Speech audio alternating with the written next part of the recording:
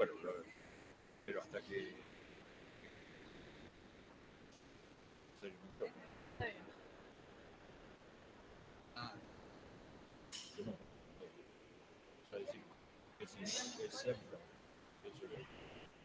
Bueno, vamos a comenzar porque ya es la hora y tenemos poco tiempo.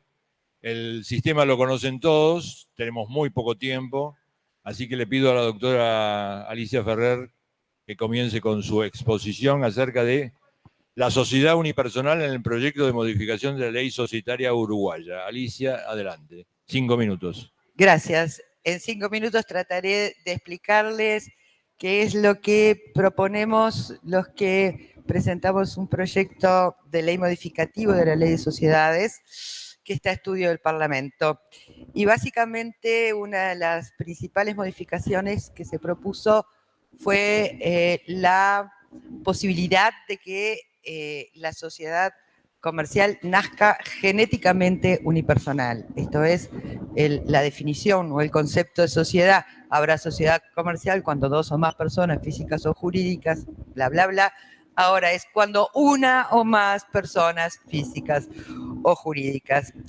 Y esto viene de varios antecedentes del derecho uruguayo. Esto es, tampoco hemos sido tan atrevidos, ni estamos rompiendo paradigmas, ni estamos volteando tótems sagrados. Ya el maestro Ferro Astray decía hace décadas que la noción de sociedad-contrato ha ido dando pasos hacia la noción de sociedad-empresa, que posee una dinámica que trasciende la persona de sus integrantes, sostenida por una estructura económica y jurídica formal que la mantiene casi al margen de quienes la componen.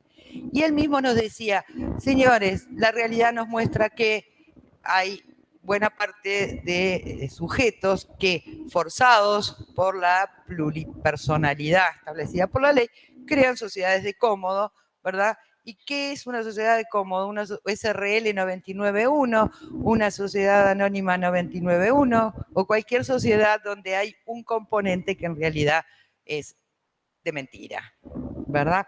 Entonces,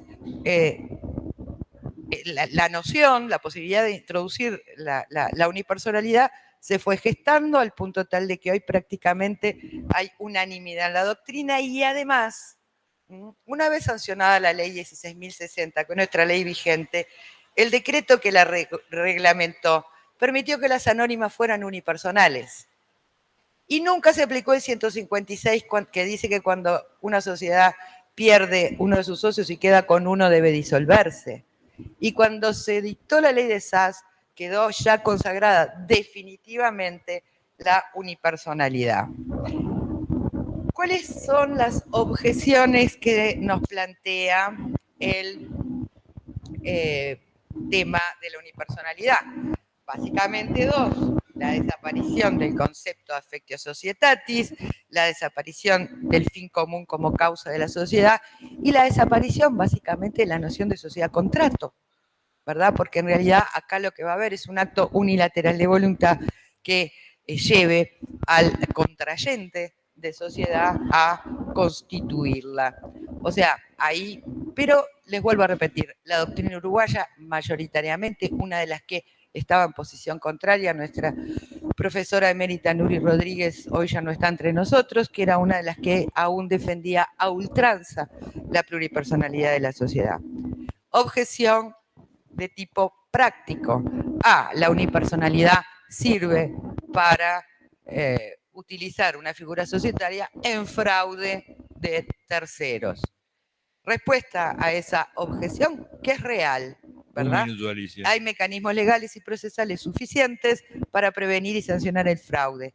La pauliana, la simulatoria, el disregar y las nulidades. Gracias. Muy bien. Sigue en el orden el doctor Alejandro Vergara. ¿No? Ricardo Belmaña y Gabriela Eslava. La habilidad de las personas unidas en matrimonio para integrar sociedades, desafíos y propuestas. Gabriela. Buenas tardes, no está Ricardo, así que acá estamos. El planteo del problema, o sea, cuál es el problema que nosotros abordamos en nuestra ponencia, es la contradicción normativa que existe entre la disposición del artículo 1002, inciso D del Código Civil y Comercial de la Nación, que en el caso de los cónyuges sometidos al régimen de comunidad de ganancias, establece la prohibición de contratar entre sí, y el artículo 27 de la Ley General de Sociedades, que lo permite sin limitaciones, ¿sí? Ese es el abordaje del problema.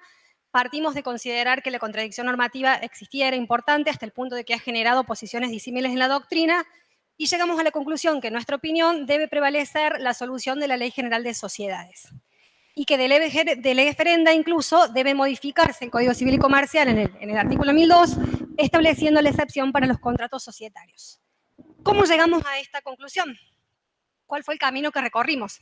Lo primero que nos preguntamos es si esto podía resolverse apelando a los criterios normativos habituales de solución de conflictos normativos: especialidad y temporalidad. Descartamos la temporalidad de plano, por cuanto ambos regímenes normativos son coetáneos. Fueron abordados por el legislador en el 2015. Con respecto a la especialidad, vimos que la solución no era tan simple. O sea, a ver, hay distintos institutos jurídicos involucrados. Depende del instituto en el que nosotros nos paremos, vamos a tener una respuesta a esta pregunta. Si miramos los contratos, vamos a decir que es la Ley General de Sociedades, por cuanto habla de un tipo específico de contrato que son los societarios. Si miramos las inhabilidades, podemos llegar a decir que es el Código Civil y Comercial, que es la ley especial en materia de capacidades. Y si miramos el régimen patrimonial del matrimonio, podemos decir que son las normas que rigen las relaciones de familia. Sin descartar este criterio, creímos que había que abordar la cuestión de los fundamentos. Ahí pensamos que las inhabilidades tienen que ver con una cuestión protectoria, de evitar un abuso del derecho o evitar obtener una ventaja por una vinculación especial con intereses ajenos. Con respecto a los contratos societarios, lo que se dijo como fundamento es que acá lo que se buscaba proteger es el patrimonio ganancial, este derecho en expectativa que tiene el cónyuge no titular, ¿sí? Y se decía, incluso Zanoni lo decía, se buscaba proteger a la mujer sometida al gerenciamiento del marido. Todo un argumento para repensar en el contexto actual de los enfoques de género. Nosotros creemos que dentro de estos fundamentos la mirada debe estar puesta en las normas del derecho de las familias, que ahora se llama así, derechos de las familias, ¿sí? Y donde la cuestión del matrimonio ya no es enteramente de orden público. En el ámbito del régimen patrimonial del matrimonio, el orden público ha quedado relegado a un conjunto normativo o núcleo duro, y en el otro ámbito se ha colado la autonomía de la voluntad, permitiéndonos optar entre dos regímenes patrimoniales: comunidad de ganancias o separación de patrimonios. Creemos que esta opción es un argumento a favor del artículo de la postura de la Ley de Sociedades, y que tiene también una importancia práctica, ¿no? Además de ser acorde, digamos, a la evolución actual en materia de género, al reconocimiento de la igualdad jurídica de ambos cónyuges, a la participación igualitaria de ambos en el devenir familiar, sobre todo en la empresa familiar, al involucramiento en estas cuestiones, y también tiene una importancia práctica en toda la prevención de conflictos futuros, permitiéndole a ambos cónyuges por igual participar en la elaboración de este régimen normativo que va a establecer el contrato societario. En lo demás, los invito a leer la ponencia. Eso sería, en resumidas cuentas, lo que nosotros hemos propuesto. Muchísimas gracias. Muchas gracias, Gabriela. Muchas gracias. Marcelo Camerini y Lidia Weiser, ¿están? No veo ni a Camerini ni a Weiser. López Sanabria, divorcio vincular para las sociedades de familia. Manuel, buenas tardes. Tenés 5 minutos. Yo lo que propongo en mi ponencia es una modificación del artículo 89 de la Ley de Sociedades para facilitar la resolución parcial, aún en los casos en que no esté prevista en el Estatuto Social. Entiendo que esa es una solución que puede servir para prevenir conflictos societarios o para desactivarlos. El título de la ponencia, Divorcio vincular en las sociedades de familia, es un modo de llamar a esta solución. Creo que el parangón o comparación entre el derecho de familia y la evolución que tuvo la legislación, yendo de un matrimonio indisoluble a un divorcio con causa y finalmente a un divorcio express, nos muestra cómo eso fue solucionando y desactivando el conflicto en temas matrimoniales y preservando la familia. Creo que esa evolución legislativa tiene que servirnos como ejemplo en el derecho societario. ¿Y cuál sería el divorcio vincular en materia societaria? Y bueno, una resolución parcial que sea factible, aun cuando no esté pactada en el contrato social. Entiendo que cualquier resolución parcial implica la salida de un socio y es traumático para la sociedad. Entonces hay que buscar la forma, en esta modificación del artículo 89, de equilibrar o compensar los diferentes intereses en juego. Por el lado del socio que está en conflicto y quiere salir, ¿cuáles son sus intereses? Primero, poder salir. Segundo, no irse con las manos vacías, sino llevándose un valor justo y proporcionado al valor de la empresa, no solo al del balance. Tercero, cobrar lo más rápido posible de manera actualizada. Del lado de la sociedad, que esa salida no sea intempestiva, que tenga la posibilidad de prevenirla, por ahí en una asamblea, solucionando el problema que está generando el conflicto, si es que, en definitiva, la resolución parcial se genera, tener tiempo para pagarla, y creo que se pueden matizar estos intereses en conflicto en una reforma de la ley, y creo que sería muy útil para la resolución de los conflictos societarios. Porque en definitiva, ¿qué nos pasa? Y todos somos conscientes. Nos preparamos para la guerra, para el conflicto societario como abogados. Y no nos preparamos para resolver ese conflicto, para evitarlo. Y creo que acá está una de las soluciones. Es sencilla, pero creo que puede ser práctica. Gracias. Muchas gracias. María Muntaner y Juan Recio. El ejercicio de derechos societarios por actos de autoprotección, proyecto de ley. Adelante. Bueno, ¿qué tal? Buenas tardes. Mi nombre es Fernanda Muntaner, soy escribana de Capital Federal. Nuestra ponencia está en el tomo 1 de la página 151 y voy a hablar rápido porque somos dos y queremos hablar los dos. Pero bueno, como viene todo bien en tiempo, me parece que vamos a poder llegar a término. Bueno, 2 minutos y medio cada uno. 2 minutos y medio, perfecto. Bueno, todo esto surgió porque está hoy en tratamiento en el Senado un proyecto de ley que lo lleva adelante el senador Guerra, que les abrevió, está todavía en Senado, consistente en la modificación de la autoprotección concebida en los términos que ahora el Código admite. Un acto de autoprotección es un acto unilateral que una persona otorga siendo plenamente capaz para el caso de caer en previsión, para el caso de caer en incapacidad. Entonces, en el Código actual lo que permite es que las personas puedan designar anticipadamente su tratamiento médico y directivas médicas anticipadas. Y también permite el Código designar a su propio curador. Pero no dice nada de cuestiones patrimoniales. El proyecto de ley lo extiende a lo llamado mandato preventivo. El mandato preventivo es una especie de mandato con facultades conferidas, facultades de representación, solamente para el caso en que se cayera en una situación de incapacidad. El proyecto cambia la palabra incapacidad por la palabra discernimiento. Es decir, una persona que caiga en una causal de pérdida del discernimiento, que puede ser, por ejemplo, que lo atropelló un colectivo y no llegamos a tener un juicio de curatela para designar a su curador, él haya dejado por escrito qué tratamiento médico quiere recibir, si quiere o no que sea mantenido su vida de forma artificial o si quiere tratamiento paliativo o lo que fuere. Esto es aplicable a un montón de ámbitos, sobre todo a personas en situación de vulnerabilidad, que no viene al caso, la idea era aplicarlo solamente a la empresa familiar. En derecho comparado ya existe, se llama Living Wills en Estados Unidos y en Inglaterra, en España se llama testamento vital, y la figura que nosotros tenemos, que es el testamento, esto sería como una especie de testamento, pero para cuando uno está en vida, cuando está como Cerati 2 años en coma, y si hubiera dejado sus directivas anticipadas, se hubiera sabido qué hacer con su patrimonio, con sus bienes, con su persona, y si hubiéramos sabido si él quería o no estar 2 años de la manera en que estaba. Bueno, ya está. 2 minutos y medio para Juan. Muchas gracias. El mandato preventivo que permite otorgar o que permitiría otorgar este proyecto de ley abarca también cuestiones patrimoniales, superando la restricción que tenemos hoy en el Código Civil y Comercial, que el poder cae en caso de incapacidad del mandante, ¿no? Entonces, dentro de la esfera de derechos patrimoniales que va a poder ejercer este mandatario de autoprotección, están, entendemos nosotros, también los derechos societarios, sean políticos o sean económicos, ¿no? Este mandatario podrá votar en las asambleas, cobrar los dividendos, etc. En cuanto a quién puede ser mandatario, si son personas humanas, operarán los límites del 239 para el voto en las asambleas, ¿no? No podrá ser un director, etc. Ahora, ¿y qué tiene que hacer la sociedad si se le presenta un mandato de autoprotección? Lo que va a tener que verificar es que se cumpla la condición suspensiva a la que se sujetó su entrada en vigencia, que es la pérdida de discernimiento u autonomía del poder dante, con un certificado médico, una declaración judicial, etc.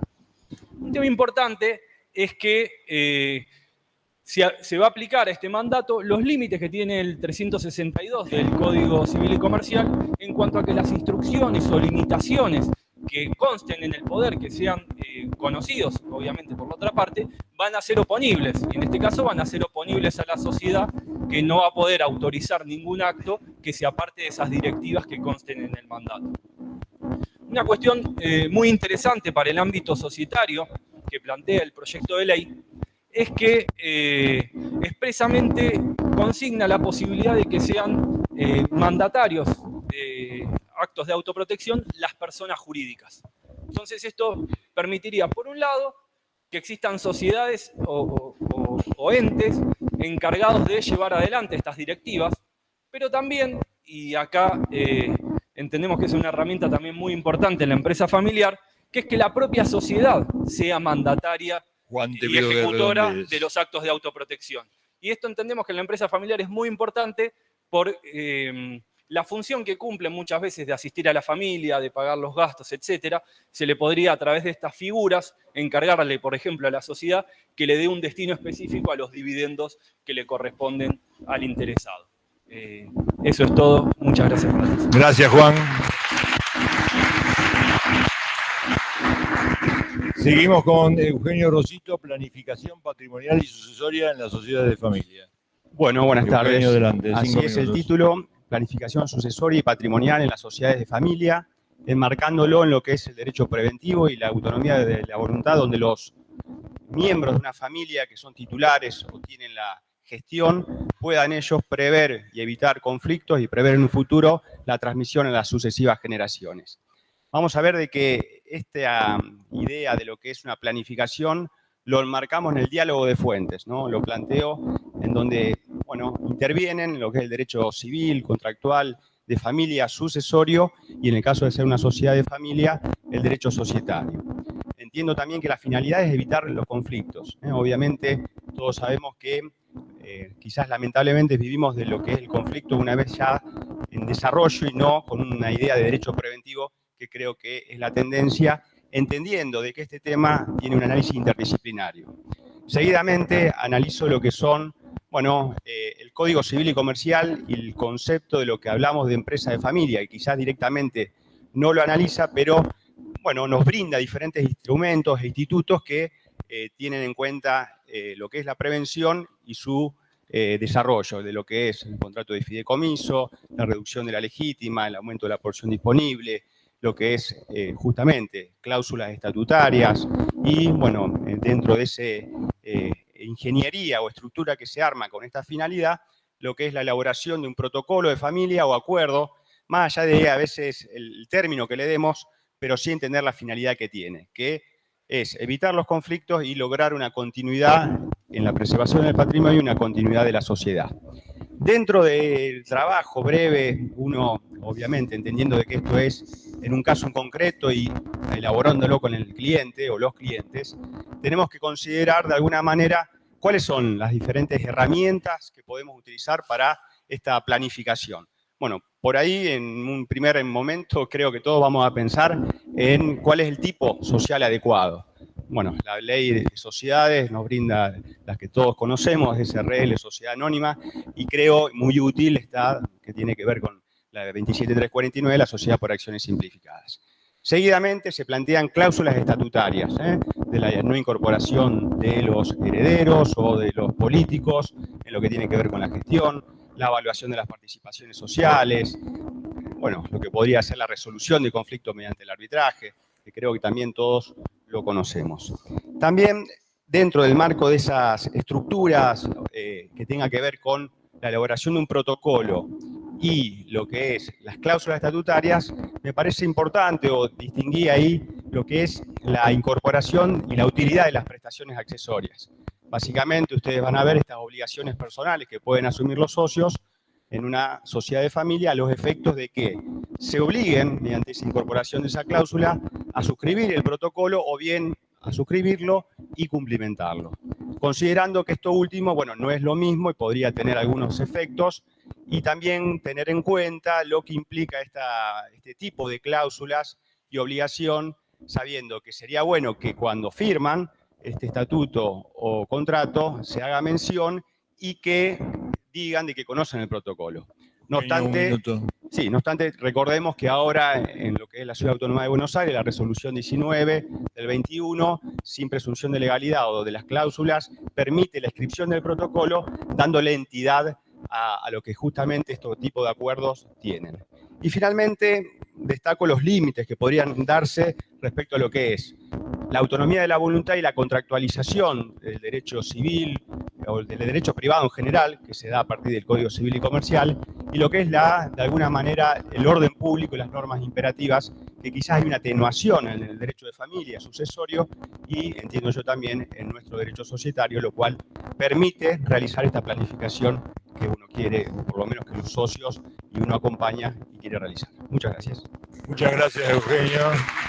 Gracias. Volvemos a convocar a Alejandro Vergara, ¿no? Y nos quedaba Marcelo Camerini y Lidia Weiser, que tampoco veo a ninguno. Abrimos a los que quieran inscribirse como oradores. Vicky Marri.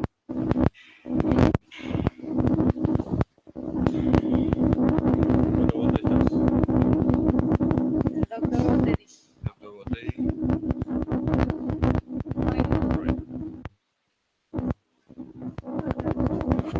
¿Alguien más? Ah, pero igual. Pérez igual. Negri.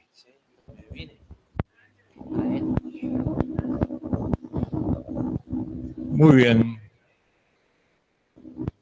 La doctora Marri.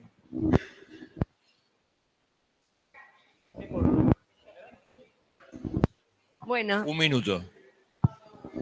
funciona. Ah, sí. Yo te oigo. Las ponencias me parecieron espléndidas, solamente quiero hacer una serie de aportes. Primero, poner en conocimiento que hace más o menos 20 días se presentó en la Cámara de Diputados un proyecto de ley de modificación del artículo 1010, donde se incorpora la figura del protocolo y su registración. Esperemos que salga, con lo cual permitiría justamente subsanar todos estos temas que estamos planteando en este momento, donde podríamos incorporar la situación que manifestó el doctor respecto de la reducción de la rescisión parcial del contrato, porque ahí podríamos poner, por ejemplo, que en vez de, le podríamos dar un plazo de 2 años para poder pagarle su participación societaria. Por ejemplo, otro tema que es importante es el tema que planteó ella respecto de la autoprotección. Sí, 2 temas, nada más. Protocolo familiar es proceso y es interdisciplinario. No hay otra manera de hacer protocolo si no es proceso interdisciplina. Y en el caso que planteó de la autoprotección, es necesario no solamente para la empresa familiar, sino para cualquier...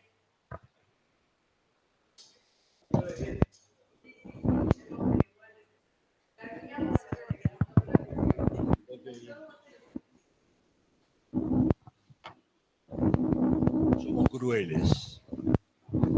Bueno, voy a referirme a la ponencia de la doctora Ferrer. El tema es con un aspecto con el cual no estoy de acuerdo, que es el siguiente. Si hay plurilateralidad en la sociedad unipersonal, cuesta aceptarlo, pero sí la hay, que justamente la esencia de la idea del contrato plurilateral es que haya un centro de imputación diferenciada con independencia de la cantidad de personas que formen parte de ese negocio. Si no hay plurilateralidad, no hay interés social, y el interés social es el valladar principal para la actuación del socio único. Entonces, en consecuencia, creo que es un error considerar que en la unipersonal no hay plurilateralidad. A mí me gusta más la idea del sistema, pero lo cierto es que esa sería deseable que sea así. Por eso coincido con otro aspecto del doctor López Sarabia. Creo que una cláusula de receso de resolución anticipada por divorcio es admisible en un contrato de sociedad hoy en día. Nada más.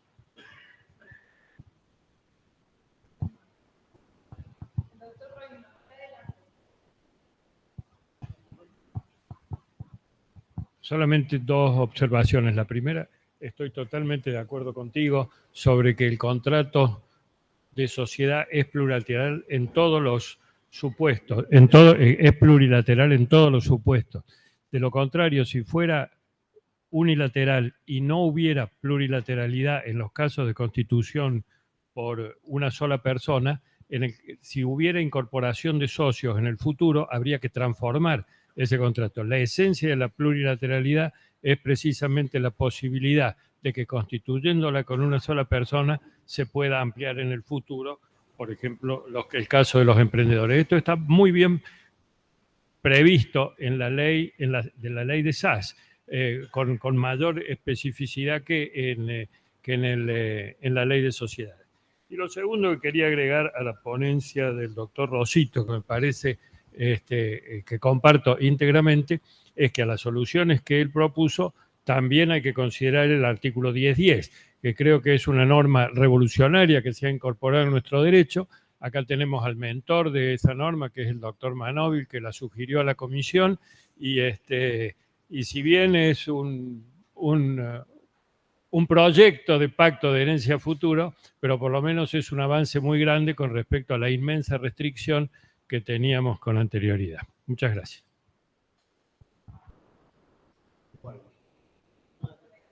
No, yo solo una pregunta para Recio y compañía. El artículo 60, cuando habla de las directivas anticipadas del Código Civil, hace referencia a la posibilidad de dejar designado a la persona que va a expresar su consentimiento para actos médicos y para ejercer la curatela. En la medida que entiendo han analizado ustedes el tema, ¿no han visto casos donde ya hoy, sin necesidad de la reforma, ya se tomen decisiones que tengan una implicancia patrimonial, no médica, sino patrimonial? Le damos la palabra al doctor Negri y después las respuestas de los ponentes. Estaba en el mismo sentido que Pérez Gutolde. En el mismo sentido que decía recién Pérez Gutolde, con respecto a la ponencia de la doctora Montonera y de Recio, les quería agradecer porque nos hacen pensar. Y esto es un mérito de todos los integrantes y organizadores del Congreso, así que muchas gracias. Muy bien. ¿Alguno de los ponentes quiere responder? Vos, Juan, querías hacer una... No, pero cuando sea el turno o empezamos nosotros. Bueno, con respecto a la pregunta, el tema es el siguiente, ya que ahora me siento como con más tiempo para poder hablar. Hoy por hoy se puede dejar por escrito un acto de autoprotección. De hecho, se hacen un montón de actos de autoprotección. Hay un registro en todos los colegios de escribanos de todo el país y hoy por hoy existen y uno puede dejar por escrito lo que quiere. El problema es cómo obligás al designado. En el acto de autoprotección designás una persona ejecutora de tus instrucciones que se sugiere que firme la escritura. Hoy la ley del paciente obliga a que la escritura la firme aceptando el cargo esta persona, pero bueno, cuestión es que en estas indicaciones uno puede dejar indicaciones de lo que quiere, pero no son ejecutables. Queda en el ámbito de la voluntad de la persona. Ahora, un poder no se puede dejar porque tenés el artículo 380, inciso H, que hace caer, es una de las causales de extinción del poder, es la incapacidad sobreviniente del poder dante, con lo cual la instrucción es vender las joyas de mi casa, usar la plata, quiero que me internen en este sanatorio y no en este. Distintas cuestiones que van a quedar en el ámbito de lo moral y no de lo exigible jurídicamente. ¿Se entendió? Más o menos. ¿Alguno de los ponentes? Yo me gustaría agregar dos cosas. Hoy no existe en materia patrimonial la autoprotección. La única facultad que te da la ley es designar a tu propio curador. De sancionarse el proyecto, además del régimen de curatela, va a estar el régimen de autoprotección. Y vos podrías dejar uno más mandatarios para distintas esferas. Por ejemplo, alguien que tome decisiones de salud, otro que te represente patrimonialmente, que pueda tener facultades de administración, de disposición, lo que vos dejes. Y de esa manera podés desplazar en los ámbitos que vos quieras, como el societario, a quien sería tu curador natural. Es decir, vos optar quién te va a representar en ese supuesto. Y entroncando un poco nuestro trabajo con el de Rosito, una de las cosas que entendemos es que es posible incorporar en los protocolos de empresa familiar disposiciones, por ejemplo, que obliguen a la sociedad a respetar y cumplir los mandatos de autoprotección de sus propios socios. Como estamos bien de tiempo y es un profesor local, vamos a darle la respuesta al doctor Reutemann, que quería agregar algo, en un minuto. Bueno, decirlo en voz alta. Que además del mandatario hay que incluir al médico, que es el que va a permitir desenchufarlo. Que es lo más grave, es el que no va a permitir justamente cumplir la orden. ¿Alguien más? Para aclarar la pregunta que hice. Soy actor en una nulidad de asamblea, conflicto societario. Me da una CB mañana. ¿Quién lo sigue? No puedo dejar yo directivas para que la siga o lo sigue el médico. O sea, no, hoy. Pero hoy tengo que esperar a la designación del curador. Si yo dejo designado un curador, no puede él, no, bueno, está bien, pero todavía no voy a tener la aprobación por el juzgado de familia respectivo, porque eso va a ocurrir. En Mendoza te puede llevar unos 6 meses por lo menos para tener un provisorio. Entonces, bueno. Entonces tengo la solución patrimonial, digamos, con eso quería saber. Y lo de la empresa de familia, ya que me preguntaron lo de los protocolos, soy un gran defensor de los protocolos como proceso. Las familias que hacen un protocolo no quieren que se conozca el protocolo, no quieren que se conozcan los términos del protocolo. Por lo menos eso me ha ocurrido a mí siempre. Con lo cual la inscripción, dudo de su utilidad, porque no va a querer la familia. Tanto no lo quieren que buscan profesionales de otra jurisdicción. Ni siquiera quieren de la propia jurisdicción.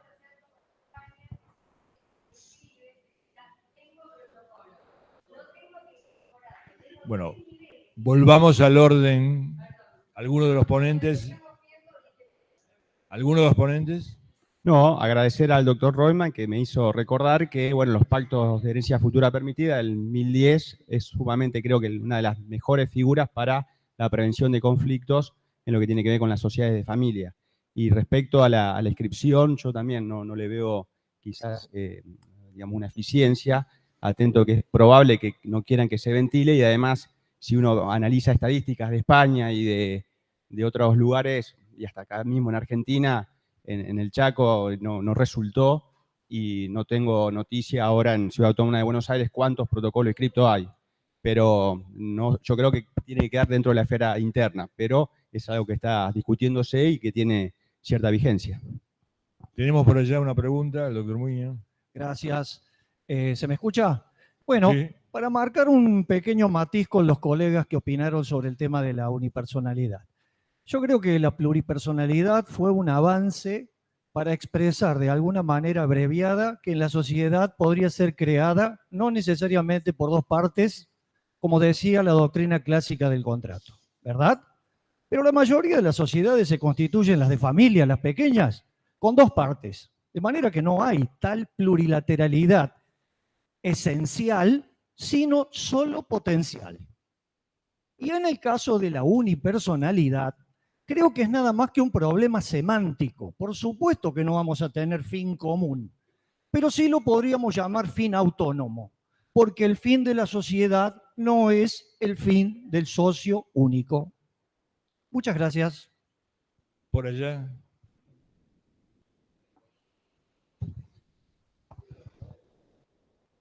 Muchas gracias por la habilitación. Solamente dos comentarios. Alguien a quien escribió sobre el artículo 89 y al doctor Pérez Walde.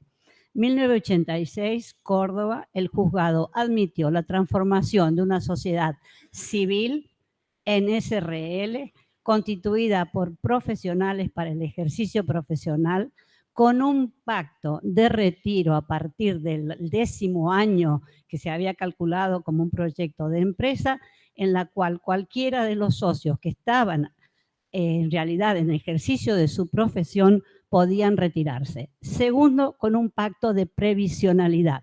¿Por qué? Porque todos esos profesionales pensaron en sus hijos, a los cuales les dedicaban poco tiempo por el ejercicio de la profesión al servicio de la sociedad.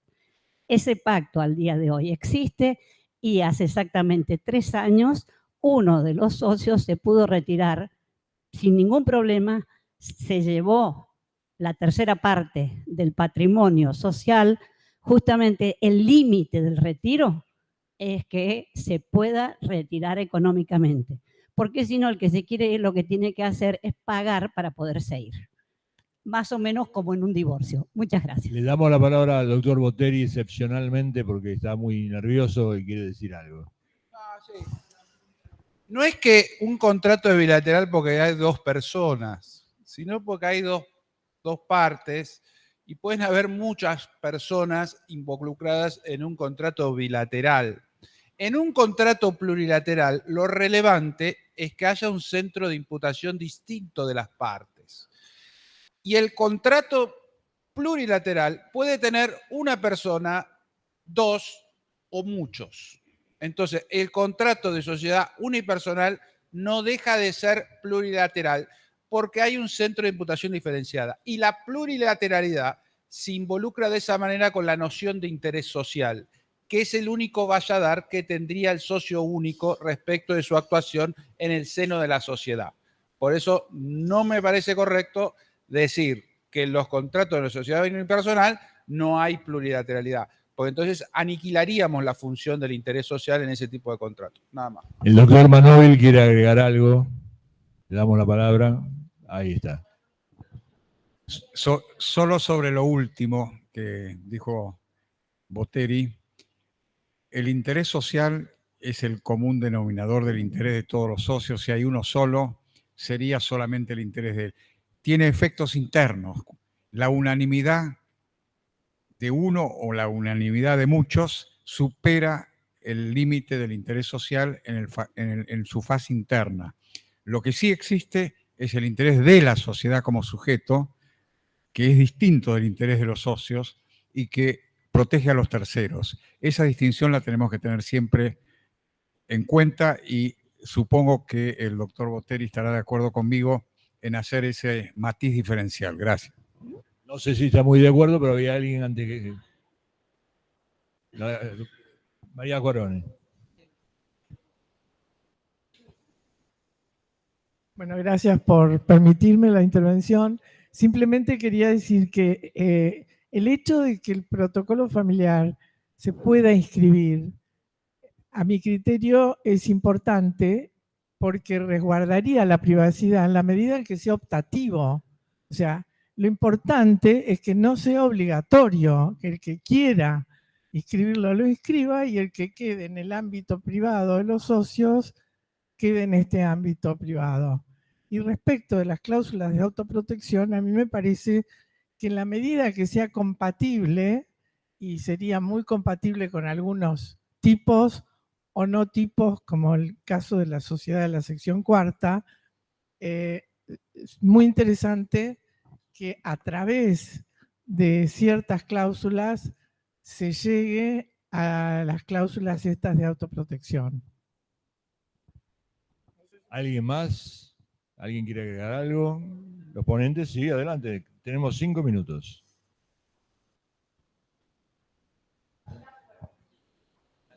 Acá, perdón, la aclaración del médico. Hoy actualmente existe la ley del paciente, donde el paciente, por medio de una directiva anticipada, puede tomar una decisión de recibir o no tratamiento médico. El problema que tiene la ley del paciente es que queda a criterio del médico si le parece conveniente. Entonces puede ir por encima de la voluntad de la persona. Por eso el proyecto de ley que incorpora, además de regular y cambiar algunas situaciones de la faz personal y de salud, que hoy existe pero está limitada y la amplía de sobremanera, incorpora la parte patrimonial que no existe. No existe y no hay ningún tipo de disposición patrimonial porque el 380 inciso H hace caer cualquier tipo de facultad o de cualquier tipo de poder otorgado por un instrumento privado o público, a cualquiera fuere, porque es una causal de extinción del poder. Entonces, este mandato preventivo con facultades de representación, o llamado poder preventivo, opera de la manera contraria. Operada la causal de incapacidad o de pérdida de discernimiento, cobra validez, vigencia ese poder, que vuelve a caer si la persona recupera la capacidad o fallece. Nosotros lo circunscribimos solamente al ámbito empresarial, bueno, la empresa familiar porque es nuestra ponencia, pero la realidad es que es para cualquiera de nosotros, a cualquiera de nosotros, esto es preventivo, cualquiera de nosotros le puede pasar algo, nadie está exento de un accidente o de una enfermedad. Entonces, tenemos el proyecto de ley cuenta con el apoyo de organizaciones de pacientes, de médicos, de profesionales, de la FACA, de AMIA, de UNICEF, de Cruz Roja. Cuenta el apoyo de un montón de personas que es una herramienta útil y transversal para cuestiones de género. También es muy útil dejar la denuncia de un caso de violencia de género. ¿Qué pasa si yo termino hospitalizada porque me pegó mi marido y mis hijos? ¿Bajo la tutela de quién quedan? Es un caso típico. Entonces, el caso de empresa familiar es porque la temática nos trajo a eso, pero bueno, pero hay un montón de ámbitos de aplicación. Muchas gracias. Si alguien quiere... Una aclaración en La torno a ese última. tema. La última, prometo, y no es de mi ponencia, por favor. es sobre este tema. Tenemos 2 minutos. No sé, pensaba que por ahí tenemos que distinguir esto ante la situación que planteaba recién la doctora, de la actuación del curador. O sea, el curador no va a actuar como representante apoderado, porque el poder va a haber caído. Es un representante, pero es un representante instituido de otra manera. Más allá de la cuestión esta vinculante de las disposiciones patrimoniales, como no es un representante instituido y está sometido a la rendición de cuentas, a mí me parece que por ese lado, estas disposiciones patrimoniales de esta persona, que sigue viva, sigue siendo persona, tienen una relevancia importantísima a la hora de valorar esta rendición de cuentas y si el curador ha cumplido diligentemente su tarea. Hemos cumplido.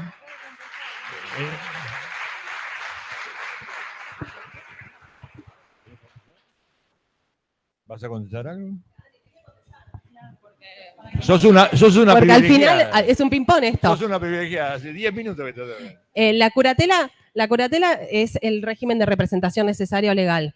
El mandato preventivo estamos en el ámbito de la representación voluntaria y como bien vos decís, está sometido a la rendición de cuentas. La persona natural para iniciar, el legitimado activo para iniciar ese juicio de rendición de cuentas es la propia persona cuando recupera la capacidad, los herederos, los acreedores y eventualmente ante cualquier interesado puede plantear un... Pero de todas maneras, esa es la patología. Acá lo que estás haciendo es designando a tu hija por sobre tu hijo que no te hablas hace 20 años. Hay un vínculo de confianza, por eso yo pongo la nota en que estamos ante un mandato con facultades de representación y no ante un poder que le das a cualquiera. Se lo estás dejando a una persona de máxima confianza. Hemos cumplido. En nombre de Florencia Corrado, Diana Vigorobio, muchas gracias a ustedes. Corto pero bueno.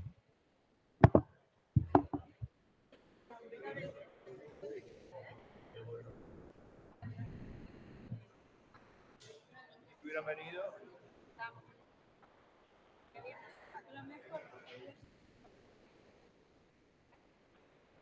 Y eso es lo que nos dice el vivo.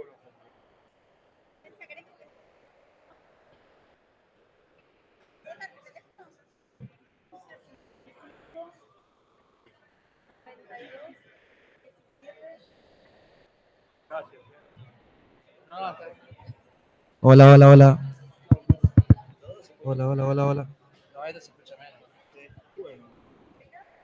Hola, hola, hola, hola.